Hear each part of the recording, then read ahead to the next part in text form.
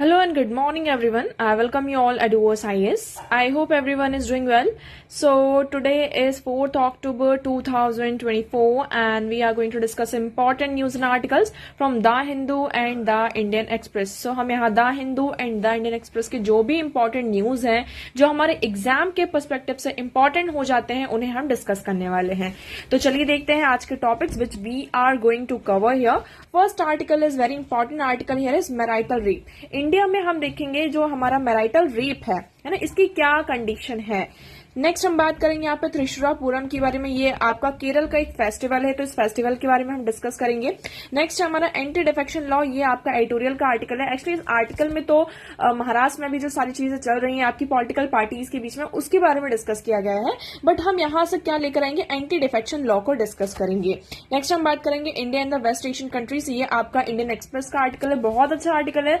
इसमें बहुत अच्छे तरीके से चीजों को एक्सप्लेन किया गया है कि वेस्ट एशिया अगर आप देखेंगे तो वहां पर जितनी भी कंट्रीज है, अभी जो कॉन्फ्लिक्ट चल रहा है ईरान इजराइल हमास के बीच में, तो इसमें कंट्रीज का कैसा क्या इन्वॉल्वमेंट है और इसका इंडिया के ऊपर क्या इम्पैक्ट पड़ेगा उसके बारे में हम डिस्कस करेंगे. फिर हम बात करेंगे USCIRF, इन्होंने क्या किया है, एक अपनी रिपोर्ट निकाली है. उस रिपोर्ट में जो रिलीजियस स्टेटस होता है उसके बारे में यहाँ पर बताया है. तो ये कहा है कि इंडिया में जो रिलीजियस स्टेटस है वो क्या हो रहा है, वॉलेट हो रहा है एक तरीके से देखा जाए तो, है ना. तो इंडिया ने लेकिन इसे कहा कि पूरी तरीके से जो रिपोर्ट है वो कैसी है, आपकी बाइस है पूरी तरीके से. फिर हम बात करेंगे क्लासिकल लैंग्वेज. अभी यहाँ पर करेंटली आपकी अब तक हमें पता था हमारी 6 क्लासिकल लैंग्वेजेस हैं, अभी फिर यहाँ पर 4 लैंग्वेजेस को क्या किया गया है, आपका क्लासिकल लैंग्वेज का यहाँ पर दर्जा दिया गया है. टोटल अब हमारे पास कितनी हो गई, 10 क्लासिकल लैंग्वेजेस हो चुकी हैं. तो कौन कौन सी हैं क्लासिकल लैंग्वेजेस उसके बारे में हम डिस्कस करेंगे. देखिए क्लासिकल लैंग्वेज से यहाँ से आपका एक क्वेश्चन आता ही आता है, तो ये टॉपिक जो है आपके लिए बहुत ज्यादा इंपॉर्टेंट हो जाता है. तो ये है आज के topics which we are going to cover here. और इस पूरे एनालिसिस की PDF आपको कहाँ मिलेगी, EduVersailles. This is a Telegram channel. You can join this channel via link which is provided in the description box, or you can directly search in a Telegram channel. You will find this channel जहां पर आपके साथ ये पूरी जो PDF है आपके साथ शेयर की जाएगी. चलिए स्टार्ट करते हैं, देखते हैं पहला आर्टिकल. देखिए अभी एक्चुअली हुआ ये है कि सुप्रीम कोर्ट में कुछ पिटीशंस फाइल की गई हैं. ये कहा गया है कि हम बात करते हैं हमारा जो अभी तो IPC चल रहा है, वैसे तो हमारे ये चेंज हो चुके हैं, लेकिन अगर हम देखें हमारा जो IPC का सेक्शन 375 है ये किसकी बात करता है, यहाँ पर रेप की बात करता है. किसकी बात करता है, रेप की बात करता है. तो लेकिन रेप में भी यहाँ पर क्या है, लाइक जैसे कि आपकी शादी वगैरह ना हुई हो. मैरिटल रेप क्या होता है कि शादी के बाद वाला जो रेप होता है उसे हम मैरिटल रेप कहते हैं. लेकिन यहाँ पर जो सेक्शन 375 है उसमें यहाँ पर जो मैरिटल रेप का ये जो एक्सेप्शन है इसको हटाने की बात की है. एक्चुअली इसमें ये कहा गया है, इसमें जो एक एक्सेप्शन ये है कि अगर जो वाइफ है उसकी एज 15 ईयर से ज्यादा है ना, और दे आर मैरिड और उनके बीच में अगर सेक्स होता है तो उसको हम यहाँ पर रेप की कैटेगरी में नहीं रखेंगे. चाहे मतलब इसमें कंसेंट हो या ना हो, इट डजंट मैटर. लेकिन इसमें अभी इसी को ये कहा जा रहा है, सुप्रीम कोर्ट में पिटीशन फाइल की गई है कि ये जो एक्सेप्शन यहाँ पर है इस सेक्शन में इसको क्या किया जाए, आपका हटाया जाए. ठीक है. So marital relation must be exempt from rape provision, centre tell apex court. तो यहाँ पर देखिए कुछ आपके चीज, पहले हम इसके कुछ जो एडवांटेजेस हैं, 2 आर्ग्यूमेंट हैं, जो कुछ अगेंस्ट में इसके आर्ग्यूमेंट्स हैं, जो लोग इसके अगेंस्ट में है कि मैरिटल रेप को यहाँ पर क्रिमिनलाइज नहीं करना चाहिए, है ना. क्यों नहीं करना चाहिए क्रिमिनलाइज, इसके अगेंस्ट में क्यों है. एक तरीके से आप यहाँ पर देखेंगे ये कहा जा रहा है कि पहली बात तो ये हमें उस चीज को प्रूव करने में बहुत ज्यादा टाइम लग जाएगा, है ना. कैसे कि हम इसको कैसे प्रूव कर पाएंगे कि ये जो मैरिटल रेप हुआ है मतलब ये रेप ही है या नहीं है, क्योंकि यहाँ पर क्या है, यू गाइज आर मैरिड, तो वहां पर बहुत सारे जो फॉल्स केसेस हैं वो भी आ सकते हैं. तो यहाँ पर जो फॉल्स और ट्रू केसेस है उनको आइडेंटिफाई करने में सबसे ज्यादा यहाँ पर प्रॉब्लम होगी. तो ये सबसे बड़ा एक सेंटर की तरफ से आर्ग्यूमेंट जाता है. सेकंड इसमें आर्ग्यूमेंट ये जाता है कि लाइक ये मैरिज एक बहुत बड़ा आपका इंस्टीट्यूशन है, तो ये जिस बेसिस पर मैरिज है, इंस्टीट्यूशन है, ये उसका जो एक तरीके से तबदा है वो उसका बेस है, ये उसको क्या करेगा, हार्म करेगा. ओके. तो देखिए in an institution of marriage there exist are continuing expectations by either of the spouse to have responsible sexual access from the other, though these expectations do not entitle the husband to coerce और force his wife. देखिए शादी में हमें यहाँ पर पता होता है कि आप एक तरीके से जो शादी में जो स्पाउसेस होते हैं, पति पत्नी होते हैं, हस्बैंड वाइफ होते हैं, वो उनके साथ यहाँ पर सेक्स हो सकता है. ठीक है. लेकिन ये यहाँ पर हस्बैंड इस बात के लिए इंटाइटल नहीं है कि आप फोर्सफुली वाइफ के साथ यहाँ पर सेक्सुअल रिलेशन में आए, है ना। कभी कभी कुछ चीजें ऐसी हो जाती हैं जिसकी वजह से आपने देखा होगा डोमेस्टिक वायलेंस के केसेस भी यहाँ पर बहुत ज्यादा आपके सामने आते हैं। So against her will they continue to sufficient basis for the legislature to distinguish qualitative between an incident of non consensual sex within a marital sphere and without it. तो उसमें ये कहा जा रहा है कि एक तरीके से ठीक है हमने ये सारी चीजें मान भी ली, लेकिन मैरिज के इंस्टीट्यूशन में जो नॉन कंसेंशुअल सेक्स है उसको आइडेंटिफाई करना, उन इंसिडेंट्स को आइडेंटिफाई करना, दैट इज वेरी डिफिकल्ट मतलब की चीज हो जाती है हमारे लिए। तो हम मैरिटल रेप की बात करते देखिए। सो मैरिटल रेप और spousal rape refers to engaging in sexual intercourse with one's spouse without their consent. मतलब आपकी शादी हो चुकी है लेकिन यहाँ पर क्या हो रहा है, विदाउट कंसेंट सेक्सुअल इंटरकोर्स हो रहा है, एंगेज हो रहे हैं, तो उसे हम मैरिटल रेप की कैटेगरी में रखते हैं। अगर हम इंडिया की बात करते हैं, so in India there are no legal provision that explicitly address marital rape. India में कोई भी लीगल प्रोविजन नहीं है जहां पर मैरिटल रेप को क्या किया जाए, आपका एक्सप्लिसिटली एड्रेस किया जाए। India is among 36 countries worldwide where marital rape remains unrecognized as a criminal offense। तो यहाँ पर वर्ल्ड में देखेंगे 36 कंट्रीज में इंडिया भी एक ऐसी कंट्री आ जाता है जहां पर मैरिटल रेप को क्या किया जाता है, आपका रिकॉग्नाइज नहीं किया जाता as a criminal offence. Status की हम जैसे बात करते हैं रेप की, है ना। सो प्रोविजन ऑफ रेप की बात करते हैं तो section 375 of the Indian penal code क्या करता है, यहाँ पर डिलीनिएट करता है rape as a criminal act, कि यहाँ पर किसकी बात करता है कि रेप आपका क्या है, क्रिमिनल एक्ट है। लेकिन यहाँ पर एक एक्सेप्शन है, एक्सेप्शन 2 टू सेक्शन 375, यहाँ पे ये स्टेट करता है sexual intercourse by a man with his wife, कि यहाँ पर अगर सेक्सुअल इंटरकोर्स हो रहा है आदमी के द्वारा उसकी वाइफ के साथ, provided she is not under 15, हाँ वो 15 साल से छोटी नहीं होनी चाहिए, तो ये यहाँ पर रेप की कैटेगरी में आपका नहीं आता है, ठीक है। लीगल रिकोर्स की बात करते हैं for married women, the only legal recourse against non consensual lies in a civil provision outline the protection of women from domestic violence act. अगर हम बात करते हैं ठीक है, अगर ऐसी कुछ चीजें होती हैं तो क्या इंडिया में वुमेन के लिए कोई लीगल प्रोविजन है, तो एज सच कोई लीगल प्रोविजन नहीं है। बस आपका ये जो एक्ट है protection of women from domestic violence act का जो सेक्शन 498A है आईपीसी का, यहाँ पर ये थोड़ा सा बात करता है कि अगर वाइफ के साथ आप क्रुएलिटी करते हैं तो इस चीज को, मतलब यहाँ पर हम डोमेस्टिक वायलेंस वाला इस एक्ट को लेकर जाकर रिप्रेजेंट कर सकते हैं कि वाइफ के साथ यहाँ पर क्या हो रहा है, क्रुएलिटी हो रही है, तो उस चीज को एड्रेस किया जाए। ऑल्दो यहाँ पर जो मैरिटल रेप का अगर हम बात करते हैं उसके लिए कोई भी लीगल प्रोविजन इंडिया में नहीं है। आई hope this one is clear. Supreme court की रूलिंग में भी सुप्रीम कोर्ट ने भी इस चीज को सिग्निफाई किया था कि इसको यहाँ पर रेप की कैटेगरी में रखना चाहिए। सेक्सुअल देखिए intercourse with wife as between 15 to 18 would be classified as a rape, लेकिन फिर इसमें वही सारी चीजें आ जाती हैं कि मैरिटल रेप को इसको क्रिमिनलाइज करना चाहिए या नहीं करना चाहिए, ठीक है। फिर देखते हैं कि अगर ऑल अराउंड द वर्ल्ड देखते हैं तो रशिया में इन 1922 में ही, है ना, Soviet Union, now Russia, become the first nation to criminalize rape and abolish the marital exemption from its rape laws। तो यहाँ पर ये आप देखेंगे कि रशिया पहला ऐसा, मतलब जब 1922 में जब ये सोवियत यूनियन था, डिसइंटीग्रेशन के बाद ये रशिया बन गया, तो उन्होंने यहाँ पर रेप को क्या किया था, क्रिमिनलाइज किया था। इवन जो आपका मैरिटल रेप है उसको भी क्रिमिनलाइज किया था। और कौन कौन सी कंट्रीज है, यूएस में भी आप देखेंगे since 1993 marital rape has been criminalise in all 50 states of the US. US के जो 50 स्टेट्स है वहां पर जो आपका मैरिटल रेप है उसको क्रिमिनलाइज किया गया है। यूके में भी आप देखेंगे marital rape has also been made criminal offence in the UK, ठीक है। इसमें आपको लाइफ इम्प्रिजनमेंट तक हो सकता है। साउथ अफ्रीका की बात करते हैं, वहां पर भी ये जो है आपका इलीगल है सिंस 1993। कनाडा में भी आपका क्या है, यहाँ पर marital rape is punishable by law in Canada. Canada में जो भी लॉज है उसके अकॉर्डिंग यहाँ पर ये आपका पनिशेबल ऑफेंस माना जाता है। इंडिया में बात करते हैं, so criminalising marital rape will create a serious implementational issues like if all sexual act by man with his wife will qualify to be a marital rape then the judgments as a whether it is a marital rape और not which singularly rest with the wife who can not always be trusted.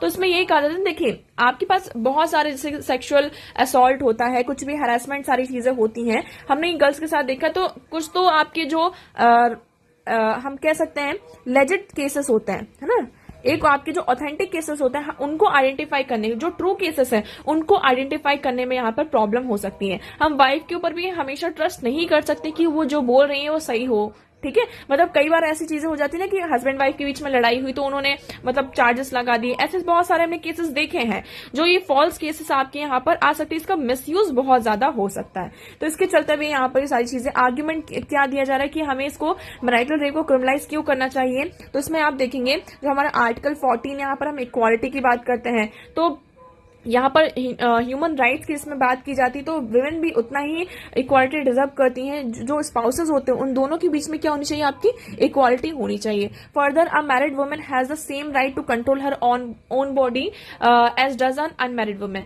तो जैसे एक unmarried women के पास यहाँ पर right होता है कि वो अपनी बॉडी पर मतलब कि उसका कंट्रोल होता है एक तरीके से देखा जाए, उसी तरीके से एक मैरिड वुमेन का भी क्या होता है, ये राइट होता है कि वो क्या करे, अपनी बॉडी को यहाँ पर मतलब कंट्रोल कर सके कि कौन उसको टच करना चाहता है, कि मतलब कब उसको टच चाहिए, मतलब टच होना जो टच है उससे कब उसको बचना है कब नहीं बचना है। ठीक है, तो यहाँ पर जो बॉडीली इंटीग्रिटी हमारे आर्टिकल 21 में है, ये इसके तहत यहाँ पर ये कहा जा रहा है। Supreme Court has also included sensitivity of women freedom to make choices. यहाँ पर हमारे वुमेन के पास क्या होनी चाहिए, चॉइस होनी चाहिए सेक्सुअल एक्टिविटी में भी, है ना। तो इसको सुप्रीम कोर्ट ने भी इसमें इंक्लूड किया है आर्टिकल 21 में। Rape not ground for divorce. यहाँ पे देखिए marital rape is not a good ground for जैसे कि हम डिवोर्स की बात करते हैं, तो डिवोर्स में यहाँ पर मैरिटल रेप आपका वो नहीं होना चाहिए। Special Marriage Act 1954 it can not be use as a ground for. अब इसमें ये कहा जा रहा है कि जो आपका मैरिटल रेप होता है इसको आप डिवोर्स का ग्राउंड नहीं बना सकते हैं, है ना। Women who is raped by stranger lives with a memory of horrible attack. Women who is raped by her husband lives with her rapist throughout her life. अब देखिए एक चीज आपने यहाँ पर देखी होगी, एक हम बात करते हैं अनमैरिड गर्ल है, ठीक है, एक जिस लड़की की शादी नहीं हुई है ये आपकी अनमैरिड है, ठीक है, और ये आपकी क्या है, मैरिड गर्ल है। तो इसमें हम रेपिस्ट की बात करते हैं। देखिए रेपिस्ट ही होता है अनमैरिड के साथ। तो एक बार यहाँ पर ये आर्ग्यूमेंट ये कह रहा है कि आपने एक बार स्ट्रेंजर्स के साथ अगर उसने आपका रेप कर दिया तो ठीक है, आप उस हॉरेबल अटैक की आपके पास सिर्फ मेमोरी रहेगी, आपके साथ जो केस हुआ है तो जो भी आपकी चीजें आपकी लाइफ में जो भी चीजें उसकी सिर्फ आपके पास मेमोरी होगी। लेकिन मैरिड वुमेन के साथ क्या होगी, आपको उस आदमी के साथ जो रेपिस्ट है आपको थ्रू आउट अपनी लाइफ यहाँ पर क्या करनी होगी, रहनी होगी। तो ये सारे कुछ आर्ग्यूमेंट्स दिए जा रहे हैं जिस बेसिस पर ये कहा जा रहा है कि हमें मैरिटल रेप को क्या करना चाहिए, यहाँ पर क्रिमिनलाइज करना चाहिए। I hope this article is clear. Now next move करते हैं next article, Kerala government order probe into Thrissur Pooram disruption. तो यहाँ पर देखिए पुलिस जो चीफ इन्वेस्टिगेशन ये सारी चीजें हो रही है कि तो त्रिशूरापुरम ये एक आपका फेस्टिवल है जो केरल में सेलिब्रेट किया जाता है, इसमें जो डिस्ट्रप्शन है तो उसके लिए ऑर्डर वगैरह दिए गए हैं कि इसको ऐसा डिस्ट्रप्शन ना हो। ठीक है, अब हम त्रिशूरापुरम की बात करते हैं। ये आपका केरल में सेलिब्रेट किया जाता है during the Malayalam month of Medam. तो अप्रैल टू मई यहाँ पर हम देखते हैं कि जो मलयालम मंथ होता है उसके बेसिस पर यहाँ पर क्या किया जाता है, इसको सेलिब्रेट किया जाता है। It is considered to be mother of the Poorams, a cultural highlight that towers all over the festival. It is celebrated as a grand assembly of gods and goddess around the Thrissur. तो त्रिशूरा में यहाँ पर जो भगवान है आपकी गॉड एंड गॉडेसेस हैं, तो इनकी यहाँ पे पूरी ग्रैंड असेंबली होती है। ठीक है, so it was brain child of Raja Rama Varma famously known as Sakthan Thampuran. Maharaj of Cochin के जो महाराज थे ये उनका ब्रेन चाइल्ड था, जिसमें आप देखेंगे कि इतने बड़े बड़े यहाँ पे एलिफेंट्स होते हैं, बहुत ही ग्रैंड फेस्टिवल होता है आपका, इसमें देख सकते हैं। देखिए, सो द पोजीशन और ritual each deities follows very strictly eternity schedule in such a way that the tempo of Puram celebration 36 hours non-stop। तो यहाँ पर 36 घंटों तक 36 आवर तक नॉन स्टॉप यहाँ पर without any loss of energy इसको मेंटेन किया जाता है, उसको सेलिब्रेट किया जाता है। ठीक है, I have this one is clear. Next बात करते हैं स्प्लिट डिसीजन। तो यहाँ पर ये कहा जा रहा है कि election commission of India and the office of the speaker have not played fair in case of defection. तो इसमें हम बात करते हैं डिफेक्शन। डिफेक्शन का मतलब क्या होता है आपका, डिफेक्शन का मतलब एक तरीके से होता है कि आपकी एक पॉलिटिकल पार्टी है ए, ये दूसरी पॉलिटिकल पार्टी है बी और ये तीसरी पॉलिटिकल पार्टी है सी। यहाँ पर ये जो पर्सन है इसका नाम रख देते हैं राजू, ऐसी, ठीक है, हमने ऐसा नाम लिया राजू। ये ए पॉलिटिकल पार्टी से बिलोंग करता है। सुबह ये पॉलिटिकल पार्टी इसने क्या किया, अब इसका मूड चेंज हुआ, जो भी एक्सवाइजेड रीजन था, इसने इस पार्टी को छोड़ा और ये कहाँ चला गया, आपकी बी पॉलिटिकल पार्टी को उसने ज्वाइन कर लिया। फिर उसको नेक्स्ट डे लगा कि नहीं ये पार्टी अच्छी नहीं, उसने फिर छोड़ा और सी पॉलिटिकल पार्टी को यहाँ पर क्या किया, ज्वाइन किया। तो ये इस तरीके से फ्रीक्वेंट चेंज हो रहा है। तो ये जो फ्रीक्वेंट चेंज करने की वजह से ये जो पार्टी उसको चेंज कर रहे थे, इसकी वजह से क्या हो रहा था, बहुत ज्यादा डिस्ट्रप्शन हो रहा था, आपकी गवर्नमेंट तक फॉल यहाँ पर हो जाती। क्योंकि देखिए अगर एक भी यहाँ पर आपकी सीट डाउन होती है, तो यहाँ पे गवर्नमेंट का फॉल डाउन हो रहा है। तो इस चीज को रोकने के लिए क्या लेकर आते हैं हम? एंटी डिफेक्शन लॉ लेकर आते हैं। So anti defection law punishes individual member of the parliament, MPs, MLA for leaving one party for another. तो इसमें यह है कि अगर आप एक पार्टी को छोड़कर दूसरी पॉलिटिकल पार्टी में जाते हैं तो इसके तहत आपकी जो मेंबरशिप होगी, है ना, अगर आप एमपी हैं, एमएलए हैं, जो भी हैं, तो आपको यहां पर पनिश किया जाएगा एक तरीके से, और आपको यहां पर डिस्क्वालीफाई कर दिया जाएगा। So parliament added it to the constitution of the 10th schedule in 1985 में एंटी डिफेक्शन लॉ को 10th शेड्यूल में आपका ऐड किया जाता है। Its purpose was to bring stability government by discouraging legislative from changing parties. तो उसमें क्या हो रहा था, जो आपके लेजिस्लेटर्स थे, एमपी, एमएलए थे, वो क्या करते थे, फ्रिक्वेंटली यहाँ पर आपकी जो पार्टी से उसको चेंज करते थे, जिसकी वजह से यहाँ पर जो गवर्नमेंट होती थी बहुत ही ज्यादा अनस्टेबल हो जाती थी। तो स्टेबिलिटी को इंश्योर करने के लिए यहाँ पर एंटी डिफेक्शन लॉ को लेकर आया गया। 10th शेड्यूल में इसको हम एंटी डिफेक्शन लॉ भी कहते हैं। ये हमारा 52nd अमेंडमेंट एक्ट 1985 के तहत इसको ऐड किया जाता है। It sets a provision for disqualification for elected member on the ground of defection to another political party. तो यहाँ पर कब एक जो आपका एमपी, अगर एमपी एमएलए है, इसमें यहाँ पर ये बताया जाता है कि कब आपको डिस्क्वालीफाई किया यहाँ पर जाएगा। ठीक है, तो डिफेक्शन के लॉ, अगर आप वॉलेंट्री क्या करते हैं, गिव अप करते हैं मेंबरशिप, आप किसी भी पॉलिटिकल पार्टी से बिलोंग करते हैं, अगर आपने वॉलेंट्री मतलब खुद से ही क्या किया कि हम मुझे अब इस पार्टी का मेंबर नहीं रहना, तो आप डिस्क्वालीफाई हो जाएंगे। वॉल्यूशन ऑफ इंस्ट्रक्शन, यहां पर जैसे आप सभी को पता होगा, जब आपने व्हिप का नाम तो सुना है, तो हर एक पॉलिटिकल पार्टी में एक व्हिप होता है। वो यहाँ पर जैसे कोई भी आपका क्या आता है, यहाँ पर किसकी बात करते हैं, कोई भी बिल वगैरह आता है, सारी चीजें आती है, कुछ भी ऐसी चीजें आती है जहां पर व्हिप देना होता है, वोटिंग करनी होती है। तो अगर आपने उस वोटिंग से अपने आप को एब्स्ट्रेन किया, है ना, तो भी आप क्या हो सकते हैं, डिस्क्वालीफाई हो जाए। आपने व्हिप को यहाँ पर नहीं माना, तो डायरेक्शंस को नहीं माना, तो आपको यहाँ पर क्या कर दिया जाएगा, डिस्क्वालीफाई कर दिया जाएगा। As a pre condition for his disqualification, his absent from voting should not be condemned by his party the authorise person within 15 days of such incident. Elected member की बात करती हैं, ठीक है, कि if any independently elected member join any political party. तो देखिए, ये वाला जो पार्टी, इसमें आपने वॉलंटरी गिव अप कर दिया अपनी मेंबरशिप को। इसमें आपने क्या किया, आपने इंडिपेंडेंटली एक पॉलिटिकल पार्टी को छोड़कर दूसरी पॉलिटिकल पार्टी को ज्वाइन कर लिया। तीसरा, यहाँ पर जैसे राज्यसभा में आपके कुछ नॉमिनेटेड मेंबर्स होते हैं, ठीक है, जैसे कि अलग अलग फील्ड से यहाँ पर आते हैं। आप एग्जांपल ले सकते हैं, जैसे कि सचिन तेंदुलकर जी को हमने क्या किया, नॉमिनेट किया। वो स्पोर्ट्स की कैटेगरी से बहुत अच्छी, मतलब वो आते हैं। तो जिस दिन आपने यहाँ पर शपथ ली, ओथ लिया, आपको यहाँ पे नॉमिनेट किया गया, ओथ लिया आपने, उस दिन से आपके 6 महीने तक काउंट किए जाएंगे। आपको विद इन 6 months क्या करना होगा, किसी भी पॉलिटिकल पार्टी को, आपको जो भी आपकी फेवरेट पॉलिटिकल पार्टी जिसमें भी आपको जाना है, आप उस पार्टी को क्या करेंगे, ज्वाइन करेंगे। अगर यहाँ पर 6 महीने से एक दिन में ज्यादा हो जाता है, 6 months का जो टाइम पीरियड वो एक्सपायर हो जाता है, तो आपकी जो मेंबरशिप होगी, मतलब आप एज अ जो मेंबर होंगे वो डिस्क्वालीफाई यहाँ से हो जाएंगे। आई hope this one is clear. तो ये कुछ क्राइटेरिया है जिसके बेसिस पर यहाँ पर क्या होता है, डिस्क्वालिफिकेशन होता है। डिस्क्वालिफिकेशन करता कौन है, ये आपको पता होना चाहिए। यहाँ पर स्पीकर यहाँ पर डिस्क्वालिफिकेशन करते हैं। I hope this one is clear. Next move करते हैं। Next article is India and the West Asian crisis. अब देखिए, पहले हम बात करते हैं वेस्ट एशियन क्राइसिस में। अगर हम वेस्ट एशिया की बात करते हैं, आप मैप देखिए, थोड़ा क्लियर होगा आपको ज्यादा। यहाँ पर इजराइल हमास ये चल ही रहा है। उसके बाद इसमें अब आपने क्या देखा कि ईरान भी क्या हो चुका है, इस वॉर में आ चुका है। ठीक है, अब इस रीजन में हम सारी चीजें देखते हैं किसकी क्या क्या पोजीशन है। कतर की बात करते हैं तो ये हुगली इन्फ्लुएंस, यहाँ पर ये कहा जा रहा है कि navigator of regional Qatar has been consummated navigator of the regional facilities. It has engaged with all sides, given billions of dollars to as an aid of Palestine। ये दोनों साइड में आपको एक तरीके से दिखाई दे रहा है। इन्होंने बिलियंस ऑफ जो डॉलर का एड है वो पैलेस्टीनियंस को दिया है। होस्टेड लीडर्स, यहाँ पे जो हमास के जो लीडर्स हैं उनको होस्टिंग भी प्रोवाइड करी, और बहुत सारा जो पैसा है वो गाजा में यहाँ पर पंप किया है। Both the US and Israel have dependent on Qatar for मेडिएशन efforts. तो अब यहाँ पर हम इजराइल और यूएस की बात करते हैं, दोनों किसके ऊपर डिपेंड है, कतर के ऊपर डिपेंड है कि यहाँ पर क्या करवाएं, यहाँ पर मेडिएशन करवाएं। ठीक है, इजिप्ट की बात करते हैं। इजिप्ट क्या है, आपका इजराइल का नेबर है। आप मैप में देखेंगे आपको क्लियर होगा, ये इजराइल है और ये इजिप्ट है। ठीक है, तो इसमें इजिप्ट की बात करते हैं। इजिप्ट की जो बॉर्डर है वो गाजा के साथ और इजराइल के साथ यहाँ पर लगता है। आप सभी को पता है कि 1967 का जो वॉर होता है उसमें जो सिनाई पेनिनसुला होता है, इजराइल उसको क्या करता है, यहाँ पर मतलब सिनाई लॉस टू सिनाई, जो इजिप्ट होता है, सिनाई पेनिनसुला इजराइल को यहाँ पर लॉस कर, इसराइल उसको यहाँ पर कैप्चर कर लेता है। लेकिन 1982 में क्या होता है, आपका इजिप्ट इसको फिर से रिकवर कर लेता है। 1979 में एक पीस ट्रीटी होती है, उसके बाद इसको 1982 में इजिप्ट इसको रिकवर कर लेता है। लेकिन यहाँ पे प्रॉब्लम ये आ रही है कि जैसे इजिप्ट और हमास का यहाँ पे जो भी वॉर चल रहा है, तो उसमें रिफ्यूजी का इन्फ्लक्स होगा फ्रॉम गाजा टू इजिप्ट, तो ये थोड़ा सा यहाँ पर चीजें आ रही है। फिर साउथ अरेबिया की बात करते हैं, पीस स्टेट। साउथ अरेबिया अपने आप को इस्लामिक वर्ल्ड का, अब ये रीजन एक तरीके से इस्लामिक वर्ल्ड ही है ना, तो यहाँ पर अपने आप को क्या मानता है, इस रीजन का आपका लीडर मानता है, ठीक है।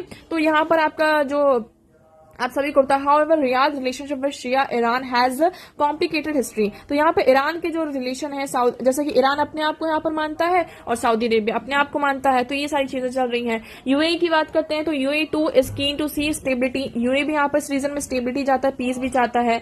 इसी के चलते यहाँ पर 2020 में यूएई ने क्या किया था, एग्रीमेंट साइन किया था इसराइल के साथ कि हमारे जो रिलेशन है वो यहाँ पर सही हो। टर्की की बात करते हैं, टर्की भी एक की बैक चैनल की तरह काम कर सकता है यहाँ पर, जो अभी जो रीजन में वॉर चल रहा है तो इसको मेडिएट कराने के लिए, ठीक है। यूएस की बात करते हैं तो यूएस आपका ट्रेडिशनल आर्बिट्रेटर रहा है, मेडिएटर रहा है इस रीजन में, लेकिन अभी इस टाइम पे देख रहे हैं कि यूएस का जो इन्फ्लुएंस है इतना ज्यादा अब इस रीजन में नहीं रहा। फिर यहाँ पर चाइना आ जाता है, चाइना अपने आप को इम्पोज कर रहा है, जैसे कि आप सभी को पता है कि लाइक ईरान, सऊदी और यूएई के बीच में यहाँ पे जो जियो पॉलिटिकल इंटरेस्ट है, यहाँ पे बातचीत को यहाँ पर किया था, इंडिकेट किया था, जिससे कि उसका जो ग्लोबल प्रोफाइल है इस जगह पर अब कौन आ रहा है, आपका चाइना का इन्वॉल्वमेंट ज्यादा देखने को मिल रहा है। तो अब देखिए ये पूरा आर्टिकल तो हमने देखा किस जो प्लेयर्स हैं उन रीजन में उनका क्या क्या यहाँ पे पोजीशन है, सारी चीजें हैं। अब इससे इंडिया के जो स्टेक्स है उस पर अब देखिए, अभी यहाँ पर हमारे जो रिलेशन है वो इसराइल के साथ और ईरान के साथ, दोनों के साथ अच्छे हैं। इसराइल के साथ हमारी डिफेंस डील होती है ना,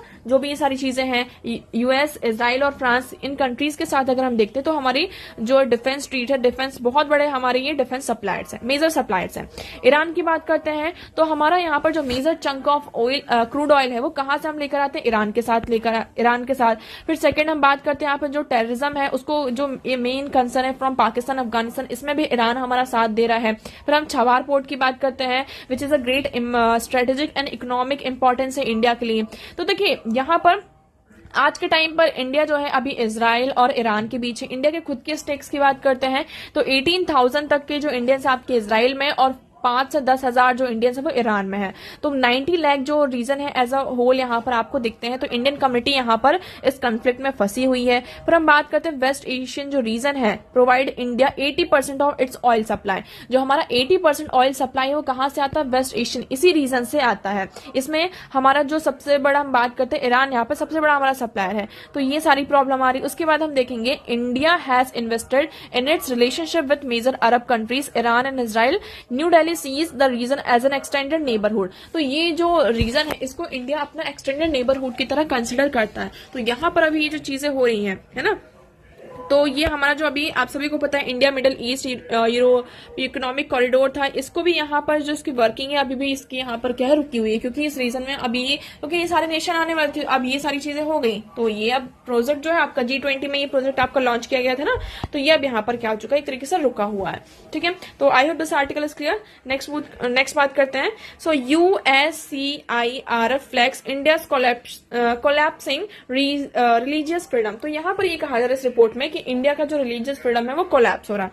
इस रिपोर्ट में क्या क्या चीजें डिस्कस की गई, पहले हम उसकी बात कर लेते हैं। तो उन्होंने ये कहा कि देखिए यहाँ पर जैसे कि हमने देखा होगा बहुत सारे स्टेट्स में आपके जो एंटी कन्वर्जन लॉ आ रहे हैं, एंटी टेररिज्म जो लॉज हैं। उसके बाद आप यहाँ पर देखेंगे आपका सिटीजनशिप अमेंडमेंट एक्ट जो है, उसके बाद यूनिफॉर्म सिविल कोड जो आपका उत्तराखंड में भी पास किया गया है। उसके बाद हमने यहाँ पर बात जो मणिपुर में जो क्राइसिस है ना, स्पेशली यहाँ पर जो टारगेटेड रिलीजियस माइनॉरिटीज आपके लाइक मुस्लिम, क्रिश्चियंस, दलित्स हैं, तो इन सारी चीजों को यहाँ पर फोकस करते हुए ये कहा है कि इंडिया में जो इंडिया का जो रिलीजियस फ्रीडम है वो कोलैप्स हो रहा है। बट इंडिया की तरफ से यहाँ पे जो एक्सटर्नल अफेयर मिनिस्टर है उन्होंने ये कहा कि ये जो ऑर्गेनाइजेशन आपका USCIRF है पूरी तरीके से आपका बाइज्ड ऑर्गेनाइजेशन है और इसकी रिपोर्ट भी क्या आपकी मैलिशियस है। ये क्या ऑर्गेनाइजेशन है? So US commission on international religious freedom, ये आपका यूएस का एक ऑर्गेनाइजेशन है जो कि वेरियस कंट्रीज में किस कंट्री में कितनी रिलीजियस फ्रीडम है उस चीज को यहाँ पर बात करता है। ठीक है, तो ये आपका 1998 में इसको क्या किया जाता है, from international religious freedom act के तहत इसको बनाया, क्रिएट किया जाता है। फंक्शंस की बात करते हैं तो reviews the fact and circumstances of violation of religious freedom internationally. तो इंटरनेशनली जो रिलीजियस फ्रीडम है वो किस तरीके से यहाँ पे वॉलेट हो रहे हैं, क्या क्या सर्कमस्टांसेस है, उस जो फैक्ट्स हैं सारी चीजों को रिव्यू करने का काम किसका होता है, USCIRF का होता है। Make policy recommendation to the President, the Secretary of State and the Congress. तो यहाँ पर जो पॉलिसी रिकमेंडेशन ये सारी चीजें हैं ये काम होता है। फिर it uses international standards to monitor religious freedom violation globally. तो यहाँ पर जो रिलीजियस फ्रीडम को मॉनिटर करना पूरे वर्ल्ड में है ना, इनका काम, ये इस बॉडी का काम होता है।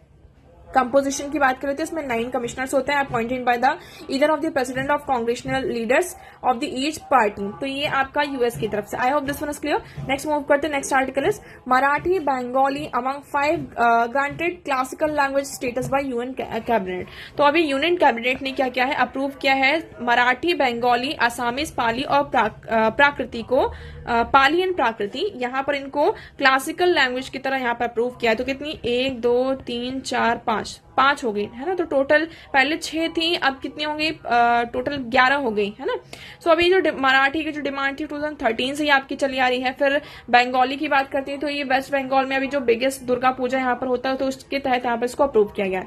तो यहाँ पर 10 नहीं 11 हो जाएगा आपका, सॉरी। तो देखिए इन 2004 द इंडियन गवर्नमेंट ने यहाँ पर स्टैब्लिश किया था कुछ क्राइटेरिया, किसके लिए, क्लासिकल लैंग्वेजेस के लिए। क्या क्या, हाई एंटिक्विटी, जैसे कि क्लासिकल लैंग्वेजेस यहाँ पर उनके अर्ली टेक्सेस और रिकॉर्ड्स होने चाहिए जो कि 15,000 से 2,000 साल तक पुराने हो। एंशिएंट कोई लिटरेचर होना चाहिए, ओरिजिनल होना चाहिए। ये नहीं कि आपने किसी दूसरी कम्युनिटी का उठाकर अपनी लैंग्वेज में उसको ट्रांसलेट किया हो, नहीं, आपने यहाँ पर आपकी लैंग्वेज का ही कुछ होना चाहिए। डिस्टिंग्विशनेस होना चाहिए, like literature should be distinct from modern forms of offshoots even exhibiting discontinuity. तो करंटली यहाँ पर आप देखेंगे कौन कौन सी लैंग्वेज आपकी यहाँ पर क्लासिकल लैंग्वेज का जो स्टेटस है वो यहाँ पर एंजॉय करती। तमिल सबसे पहली लैंग्वेज थी आपकी, उसके बाद संस्कृत आती। देखिए आपको ये ना सीक्वेंस भी याद रखना होगा। उसके बाद आपकी कन्नाडा, तेलुगु, मलयालम, फिर ओडिया, फिर अभी मराठी, बंगाली, आसामी, पालियन, प्राकृति भी आपकी यहाँ पर इसमें ऐड हो चुकी हैं। ठीक है, बेनिफिट्स क्या होते हैं, लाइक इसमें इंटरनेशनल अवार्ड्स होते हैं, आपके सेंटर ऑफ एक्सीलेंस, यहाँ पर जो क्लासिकल लैंग्वेज को स्टडी करने के लिए सेंटर ऑफ एक्सीलेंस को स्टैब्लिश किया जाता है, एकेडमिक चेयर भी इसमें होता है। According to union cultural ministry the criteria for bestowing classical status was revise by the linguistic expert committee. तो यहाँ पे जो लिंग्विस्टिक एक्सपर्ट कमिटी होती है उनके द्वारा यहाँ पर जो क्लासिकल लैंग्वेज होता है इसको ये स्टेटस प्रोवाइड किया जाता है, चेयर्ड बाय साहित्य अकादमी इन द मीटिंग इन जुलाई। तो यहाँ पे जुलाई में सारी मीटिंग वगैरह हुई थी, उसके तहत यहाँ पर जो 5 जो लैंग्वेजेस है उनको अंडरटेक किया गया कि इनको क्लासिकल लैंग्वेज का स्टेटस क्या करना चाहिए, आपका प्रोवाइड करना चाहिए। लिंग्विस्टिक एक्सपर्ट कमेटी की बात करते हैं, इसमें आपके representatives of the union ministry of home होते हैं, कल्चर, एंड 4 और 5 लिंग्विस्टिक एक्सपर्ट होते हैं एट अ गिवन टाइम। तो यहाँ पर इस कमिटी में आपके यूनियन होम मिनिस्टर जो होते हैं, कल्चर मिनिस्ट्री के यहाँ पर रिप्रेजेंटेटिव्स होते हैं, और 4 से 5 जो भी आपके लिंग्विस्टिक एक्सपर्ट्स होते हैं वो यहाँ पर होते हैं। ठीक है, और it is chair by the president of साहित्य अकादमी के जो प्रेसिडेंट होते हैं उनकी द्वारा चेयर किया जाता है। फिर ये पूरी जो कमेटी होती है यहाँ पर बातचीत करती है कि किस लैंग्वेज को स्टेटस, क्लासिकल लैंग्वेज का स्टेटस मिलना चाहिए, किसको नहीं मिलना चाहिए। So I hope this article is clear. तो अब आपको यहाँ पर याद रखना है, टोटल अब 11 हो चुकी है। सो आज के न्यूज़पेपर में देखिए इतनी इंपॉर्टेंट आर्टिकल्स है, आई होप आपको सारी चीजें क्लियर होंगी। But still if you have any doubt you can ask in comment section. आज का वीडियो कैसा लगा एक बार कमेंट सेक्शन में जरूर बताइएगा। अगर वीडियो पसंद आया हो तो उसे लाइक करना, चैनल को सब्सक्राइब एंड शेयर करना ना भूलें। So that's for all today. Thank you so much for discussion.